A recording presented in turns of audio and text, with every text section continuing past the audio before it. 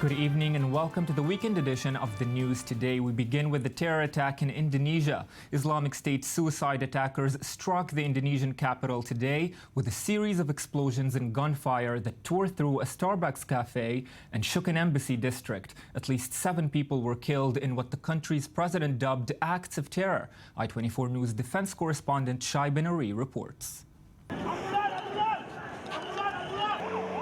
Terror on the streets of downtown Jakarta, Indonesia's capital and largest city. A team of at least 7 Islamic State terrorists stormed through the streets Thursday using guns and at least 6 bombs, with the attack lasting several hours and taking place across various locations, including a movie theater, a department store, and a Starbucks cafe. The death count was relatively low, with only 2 victims, a police officer and a Canadian citizen. At least 20 others were injured. I saw a motorcycle rider take out a long gun and shoot at everybody at the site. They looked really professional, judging by the way they fired. 5 of the terrorists were killed by security forces, while 2 were taken alive. One of the assailants can be seen here with a pistol. Islamic State officially claimed responsibility, and Indonesian police soon named the man they believe planned the attacks. There's a militant named Bahrun Naim who aims to be the leader of IS in Southeast Asia. There is competition between Southeast Asian leaders of IS who are all aiming to be chief. That's why Bahrun Naim plotted this attack. Bahrun Naim is a young Indonesian citizen who was sentenced in 2010 to over 2 years in prison for illegal possession of ammunition. He is now thought to be in Raqqa, Syria, after joining IS in 2014. He previously called on his Indonesian followers to study and learn from the Islamic State Paris attacks last November. But Naim is not alone in Syria. This Islamic State video shows Indonesians, including children, who have resettled in the self-proclaimed caliphate. For our brothers still in Indonesia, we strongly advise you to migrate to the caliphate. This is your state. Here we can fully practice Sharia. Indonesia has experienced terrorism many times before. Tourists were killed in attacks on hotels in both 2009 and 2003. But the worst act of terror in the country's history was the Bali bombings of 2002, which killed 202 people. It was carried out by Jemaah Islamiyah, an organization with links to Al-Qaeda. This man is Abu Bakr Bashir. He is believed to have been the spiritual leader of Jemaah Islamiyah and is currently in prison. Only last Tuesday, he attempted to challenge his convictions in court, with supporters rooting him on outside. My role in this group is unimportant, but I received a heavier punishment than all the other members. So it is clear that this is a conspiracy, not a fair sentence. In 2014, Bashir pledged allegiance to the Islamic State from his jail cell, despite past ties to Al-Qaeda. Yes, and now for more on this story, joining me now from Jakarta is Jack Griffin, intern at CSIS Indonesia. Jack, we're very happy to have you. Thank you for being with us tonight. My pleasure. Well, Jack, we know that Indonesia has seen similar attacks in the past, just like this, certainly since 2009. Police were on high alert ahead of the new year, we know. How prepared were security forces in Indonesia ahead of this attack? Well, over the New Year and Christmas period, security forces were on high alert because they were warned, and after watching social media and assets in the field, etc., they were on high alert because there was warning that there would be, quote, a concert in Jakarta over that time or elsewhere in Indonesia. And when that period was over and all was deemed safe, it was widely assumed that there would be no attack. And that's why today there was so much surprise and, quite frankly, just shock that such a tragedy occurred today. Well, let's talk about that sense of shock, Jack, and the challenges forced by the security forces there, because it seems that one of these is now homegrown extremism within the country, not only outside of it. It certainly is a challenge. I think even though within jihadi circles within Indonesia, support for Islamic State is still very minimal. So there is basically two groups of jihadi support in Indonesia, and the support for the Islamic State militants is still quite low. Having said that, there are approximately 300 Indonesians fighting in Iraq and Syria presently. Some estimations are up 500 or even 700 I've seen, but the real number is more likely to be around 300. And there's quite a concern within the government that the greatest threat posed will be those coming back from that conflict area who have received combat training, tactical training, and have the skills to train borderline jihadis who are living in Indonesia and pose potential further threats. Well, from what we can estimate at this point, and I realize the figures can vary, how much grip does the Islamic State have in Indonesia? From what we can estimate, the figures are not concrete at this stage, but we can estimate that there is certainly some influence. It would be naive to say there is no influence of the Islamic State in Indonesia. As I say, though, the biggest threat is not from people currently here. It's more likely to people coming home from the conflict zone in Iraq and Syria. That's the biggest threat right now. Well, that certainly sounds like a challenge similar to the one in Europe. What would you say is likely to be the next big challenge for Indonesian security?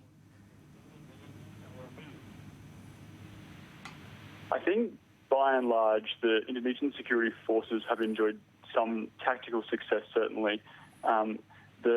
The challenge now is changing the perspective of how Indonesians counter terrorism. So, for example, in my home country of Australia and elsewhere through Europe, there's a big case for countering violent extremism, so using more social programs, targeting social media, that sort of thing, as opposed to the more traditional counterterrorism tactics like raids, arrest, and that sort of thing. It really needs to be more about focusing on countering radicalization and finding areas that are potentially hotbeds for radicalization and stopping it before something like today can even happen. Yes, changing the way we counter terrorism, certainly a challenge outside of Indonesia as well. Jack Griffin Berg joining us from Jakarta. Thank you very much. Yes, and now I'm joined in the studio by Amir Oren, defense and government analyst at Haaretz Daily. Good evening, Amir. And our very own defense correspondent, Shai Ben-Ari. Good evening, Shai. Well, Amir, let's start with referring to what Jack told us, the presence of the Islamic State in Indonesia. We know that the Islamic State has spread its terror network across Southeast Asia in general over the last few months. Today, British Foreign Minister Philip Hammond asked British tourists to be careful when traveling in Indonesia. How much does the Islamic State really have a grip on Southeast Indonesia at large, Southeast Asia?